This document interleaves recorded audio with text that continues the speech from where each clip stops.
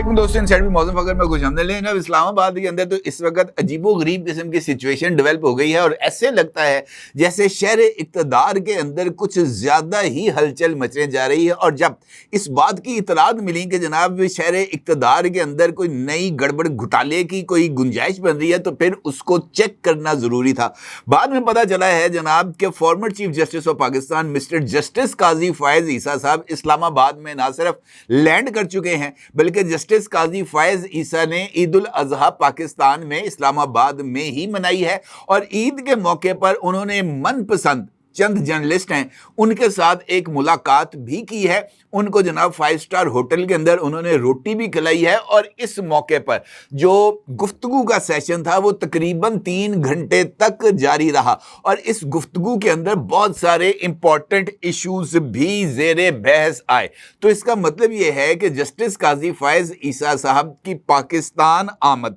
In fact इस बात का इशारा है कि कोई नया कंपेन पैण वाला। अब इस सूरत हाल में इस सवाल का जायजा लेना बहुत ज्यादा जरूरी है कि जस्टिस काजी फैज ईसा साहब पाकिस्तान आए हैं या उनको पाकिस्तान बुलवाया गया है। अगर उनको पाकिस्तान बुलवाया गया है तो फिर इसका मतलब यह है कि उनको कोई नई जिम्मेदारी मिलने जा रही है और अगर नई जिम्मेदारी मिलने जा रही है तो फिर वो नई जिम्मेदारी कौन सी है इसके ऊपर भी बात करते हैं। और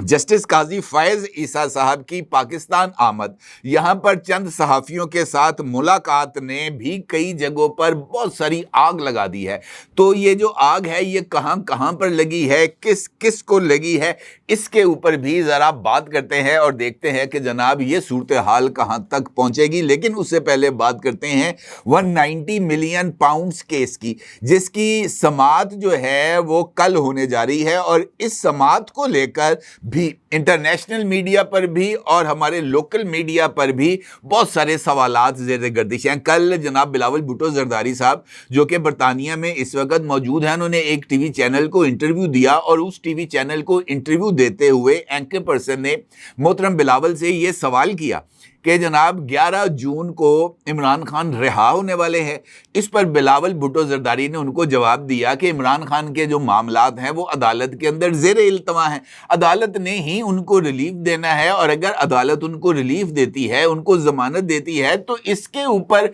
तो ना कोई एतराज़ करना बनता है और ना ही इसके ऊपर कोई सवाल किया जा सकता है। अलबत्ता बिलावल भुट्टो ने एंकर पर्सन से पूछा कि जनाब आपके पास ये खबर कैसे आई है, क्योंकि उन बिलावल का ये कहना था कि मेरे पास तो इस तरह की कोई इतला मौजूद नहीं है कि इमरान खान 11 जून को रिहा हो जाएंगे, आप तक ये इतला कैसे पहुंची। तो उनका ये कहना था कि सोशल मीडिया के ऊपर इस हवाले से खबर गर्म है कि इमरान खान 11 जून को रिहा होंगे। तो इसका मतलब ये है कि इमरान खान की रिहाई को लेकर या इमरान खान के 190 मिलियन पाउंड्स को लेकर पाकिस्तान तहरीक-ए-इंसाफ इंटरनेशनल मीडिया पर किसी न किसी तरीके से असरअंदाज होने की कोशिश कर रही है, जबकि हकीकी सूरत हाल मेरे नजदीक ये है कि 11 जून यानी कल इमरान खान को किसी तरह का कोई रिलीफ मिलने का इम्कान नहीं है। क्योंकि पिछली समाअत के मौके पर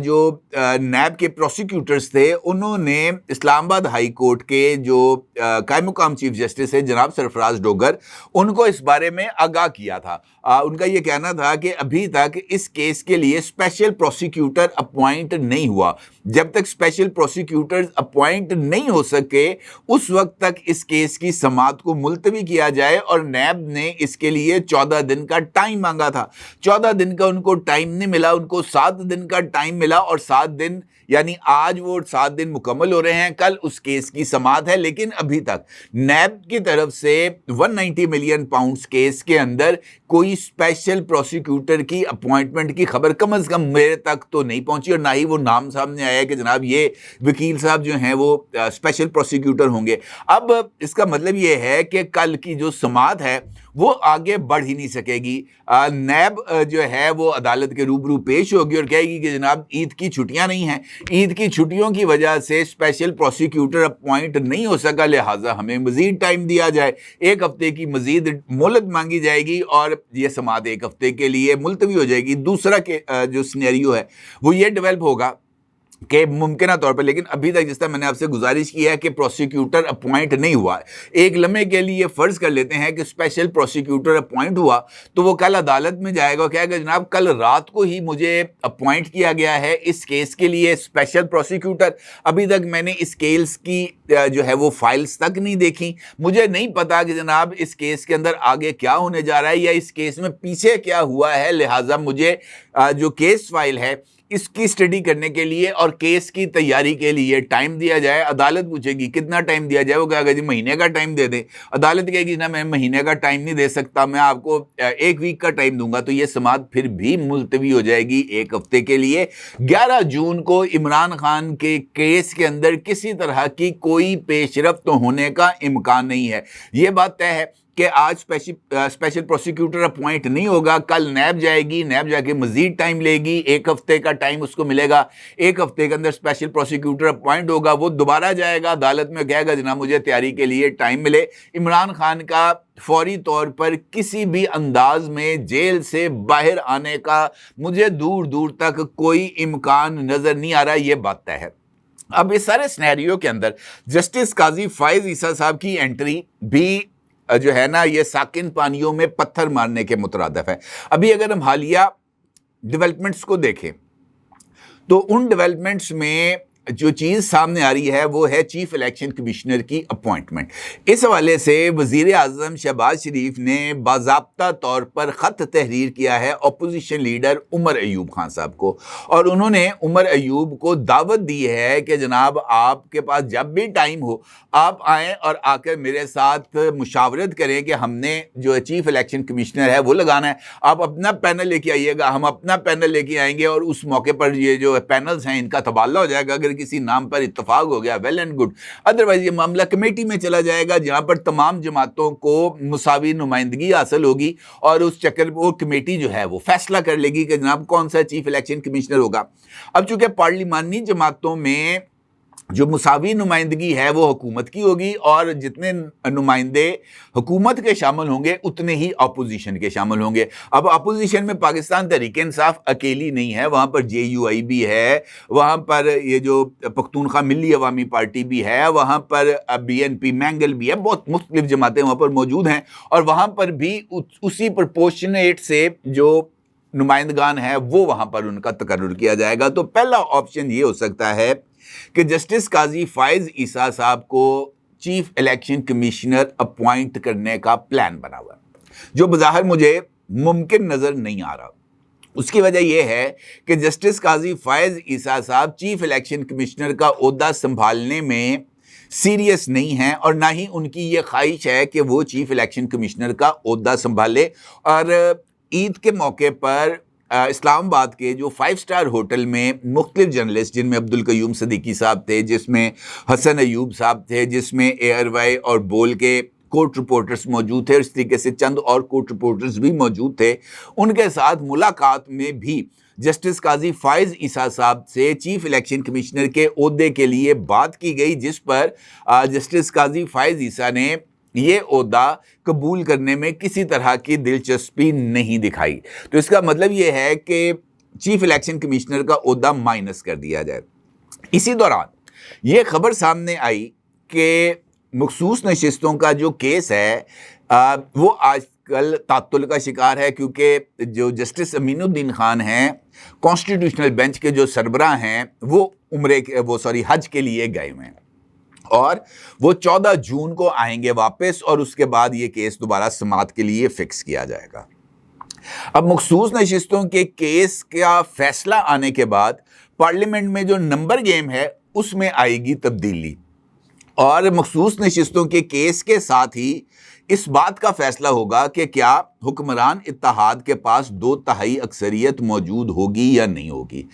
और इसके साथ साथ ये खबर भी इस वक्त गर्म है कि गवर्नमेंट जो है वो 27वीं आईनी तरमीम को मंजूर कराना चाहती है पार्लियामेंट से। अब 27वीं आईनी तरमीम को मंजूर कराने के लिए हुक्मरान इत्तेहाद के पास 2/3 अक्सरियत का होना बहुत ज़्यादा ज़रूरी है और 27वीं आईनी तरमीम की मंजूरी इस वजह से भी ज़रूरी है कि 26वीं आईनी तरमीम को भी जो आईनी बेंच है उसने सुनना है, और 26वीं आईनी तरमीम के अंदर चंद ऐसे पॉइंट्स हैं जिनकी जो है ना इस्लाह वो ज़्यादा ज़रूरी है, कुछ गलतियां जिनकी करेक्शन होना चाहिए, और उसके लिए 27वीं आईनी तरमीम का पास होना ज़रूरी है। अब उसके साथ साथ ये बात भी हुक्मरान इत्तेहाद के अंदर ज़ेरे बहस है कि कॉन्स्टिट्यूशनल बेंच ने इनफैक्ट जो है वो सुप्रीम कोर्ट के अंदर एक तफरीक को पैदा कर दिया है, लिहाजा इस तफरीक का खात्मा ज़रूरी है, और कॉन्स्टिट्यूशनल बेंचेस की बजाय जो ओरिजिनल स्कीम थी 26वीं आईनी तरमीम में कि कॉन्स्टिट्यूशनल कोर्ट कायम की जाए, तो कॉन्स्टिट्यूशनल कोर्ट का क़याम बहुत ज़्यादा ज़रूरी है। कॉन्स्टिट्यूशनल कोर्ट इनफैक्ट जो है वो पाकिस्तान पहला मुल्क नहीं है जिसके अंदर कॉन्स्टिट्यूशनल कोर्ट बनेगा। इससे पहले भी दुनिया के कई ममालिक के अंदर आईनी अदालतें मौजूद हैं जो कि आइन की तशरीह का जिनके ज़िम्मे काम है। अब अगर 27वीं तरमीम होगी तो फिर उसके बाद कॉन्स्टिट्यूशनल बेंचेस कन्वर्ट हो जाएंगे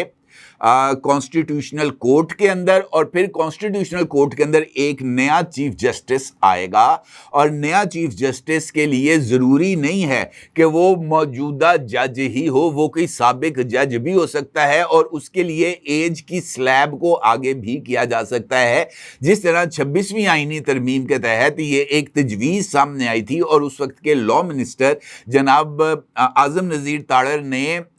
एक जो जुडिशल कमीशन का इजलास था उसमें भी इस बारे में राय दी थी कि जजेस की जो रिटायरमेंट एज है उसमें इजाफा किया जाए। अब 27वीं आईनी तरमीम के तहत ये जो रिटायरमेंट एज है इसमें भी इजाफा होने का इम्कान है, और उसके साथ साथ जो नए चीफ जस्टिस हैं कॉन्स्टिट्यूशनल कोर्ट के वो भी अपॉइंट होंगे। मुमकिन तौर पर जस्टिस काजी फायज़ ईसा साहब इसी कॉन्स्टिट्यूशनल कोर्ट के पहले चीफ जस्टिस होंगे। ये बात इस पे मुझे कम से कम कोई इबहाम नहीं है, और हुक्मरान इत्तेहाद के जो कई सरकर्दा रहनुमा हैं वो भी इस बात की तरफ इशारा कर चुके हैं कि जस्टिस काजी फायज़ ईसा जैसा अपराइट आदमी और कॉन्स्टिट्यूशनल मामलात में पार्लियामेंट की सुप्रीमेसी पर यकीन रखने वाले को ही जो है वो कॉन्स्टिट्यूशनल कोर्ट का सरबराह होना चाहिए। और कॉन्स्टिट्यूशनल कोर्ट की तश्कील के साथ साथ ये जो जजेस की ट्रांसफ़र का मामला है इसको भी एड्रेस किया जाएगा 27वीं आईनी तरमीम के तहत। और ये जो जुडिशल सर्विस है इसके केडर को भी शायद को तब्दील किया जा रहा है, और इसको एक यूनिवर्सल जो है ना उस निज़ाम का हिस्सा बनाया जाएगा जिसके तहत लाहौर हाई कोर्ट का जज सिंध हाई कोर्ट में ट्रांसफ़र किया जा सकता है, सिंध का लाहौर में, लाहौर का इस्लामाबाद में, ताकि जजेस के ये जो तबादले हैं ये एक रूटीन मैटर बन जाए, और इसके नतीजे में जजेस की जो ग्रुप बंदी बन जाती है इसका खात्मा किया जा सके, क्योंकि वो धड़ाबंदी इनफैक्ट अदलिया के वक़ार को नुकसान पहुंचाती है। और इसके साथ साथ 27वीं आईनी तरमीम में मैंने एक वीडियो में आपके साथ इस बात को भी शेयर किया था कि आर्मी एक्ट में भी तरमीम मुतवक्के है, और फील्ड मार्शल को के ओहदे की जो मियाद है और उसके साथ साथ इख्तियारात का तयन होना वो भी तय है। अब जो है जस्टिस काजी फायज़ ईसा साहब, जिस तरह मैंने आपसे कहा कि उनका ही पाकिस्तान आना